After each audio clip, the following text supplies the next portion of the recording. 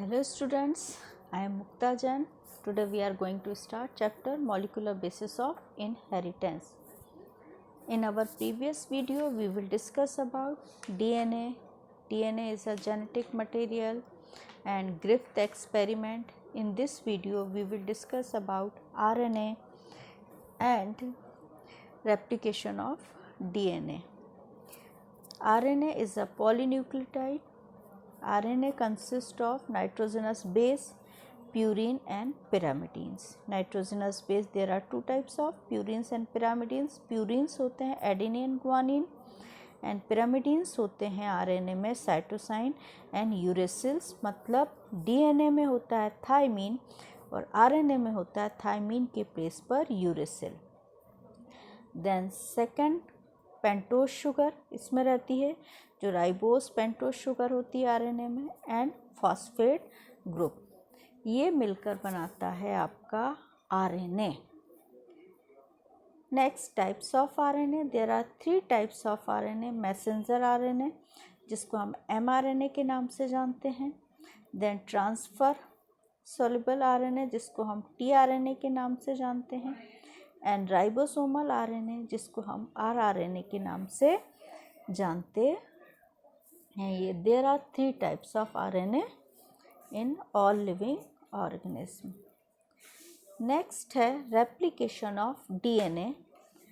Replication of DNA Watson and Crick's जो scientist थे उन्होंने प्रपोज किया semi conservative schemes for DNA replications के लिए.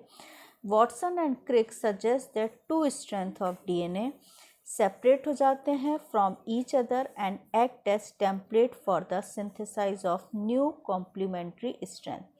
जो डीएनए डबल हेलिक्स होता है वो आपका सेपरेट हो जाता है एक दूसरे से और जो आपका डीएनए की एक स्ट्रेंथ रहती है वो टेम्पलेट की तरह वर्क करती है और उसी के जिसको हम ओल्ड स्ट्रेंथ भी बोलते हैं और जो न्यू स्ट्रेंथ उससे ग्रो होगी वो आपकी बनाएगी रेप्लिकेट होगी.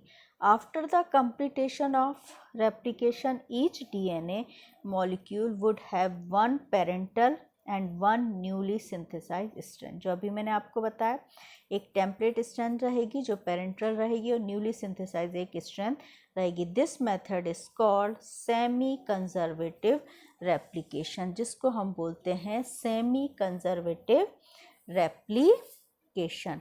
Look at the diagram semi conservative replication in DNA. ये देखिए डीएनए का एक 5 स्ट्रेंथ है, एक 3 पोलैरिटी वाली स्ट्रेंथ है.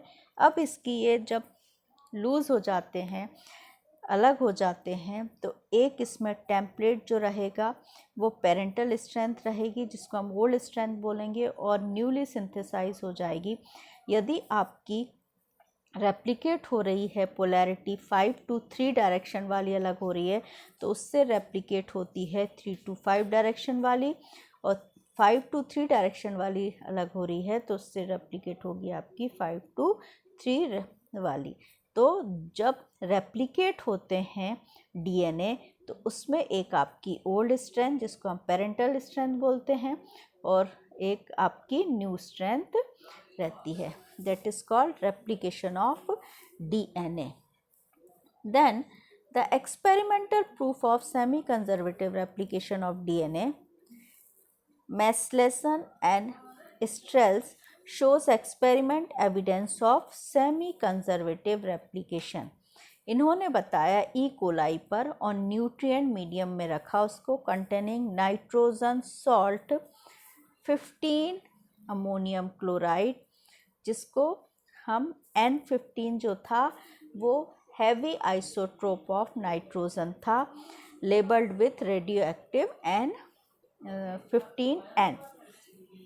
15N was incorrupted into both the strength of DNA and such a DNA was heavier than the DNA obtained from E. coli grown on a medium containing N15.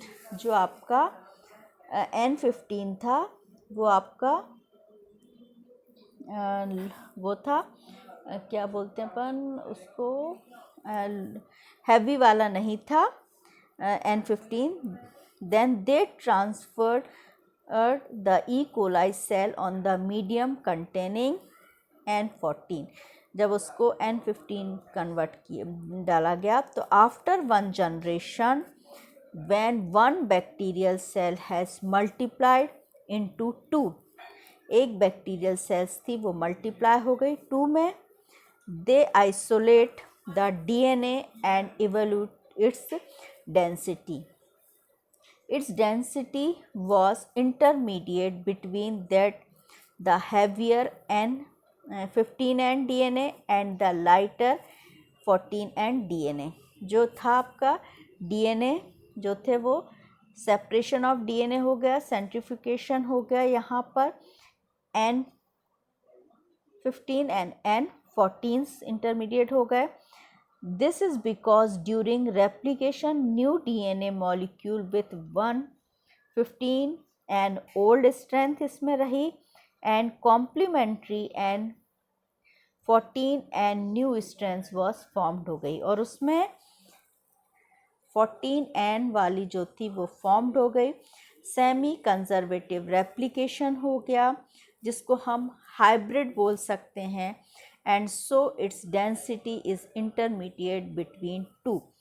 तो जब N15 DNA को heavier जिसको हम बोलते हैं आइसोट्रॉप्स of nitrogen को जब हमने आफ्टर फर्स्ट जनरेशन देखा, तो ई कोलाई बैक्टीरिया में देखा कि एक स्ट्रेंथ उसमें N15 DNA की थी, तो एक स्ट्रैंड N14 जो न्यू उसमें आ गई स्ट्रेंथ वो थी. इस तरीके से हाइब्रिड बना.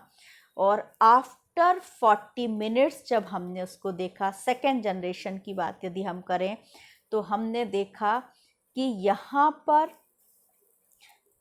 50% हाइब्रिड DNA थे, तो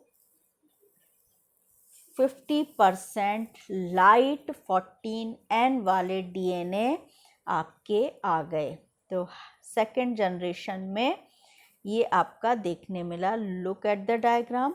हैवियर हाइब्रिड, हैवी आइसोट्रॉप, ये हाइब्रिड आपका बन गया. यहाँ पर लाइटर एंड हाइब्रिड दोनों बने.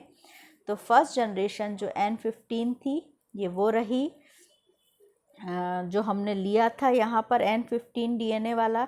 अब ये ब्लू कलर में जो आपको हो रहा है ये न्यू स्ट्रेंथ आपकी ग्रो हो गई, तो ये हाइब्रिड वाला बन गया. सेकेंड जनरेशन में हमने देखा कि ये दो आपके हाइब्रिड वाले जो फर्स्ट जनरेशन के थे ये वो आ गए. मतलब इसमें रेड वाली जो थी वो N15 की थी और ब्लू वाली न्यू स्ट्रेंथ N14 की थी. तो ये हाइब्रिड वाले फर्स्ट जनरेशन के थे वो आए. देन सेकेंड जनरेशन में लाइट वाला जो DNA था वो इजीली फिर से रेप्लिकेट हो गया, और ये दो आपके लाइटर N14 वाले जो आपके DNA हुए वो रेप्लिकेट हुए. तो this experiment shows proof of semi-conservative replication of DNA. जो लूजली पैक्ड होते हैं वो इजीली रेप्लिकेट हो जाते हैं, और जो डेंस आपके रहते हैं वो इजीली रेप्लिकेट नहीं होते.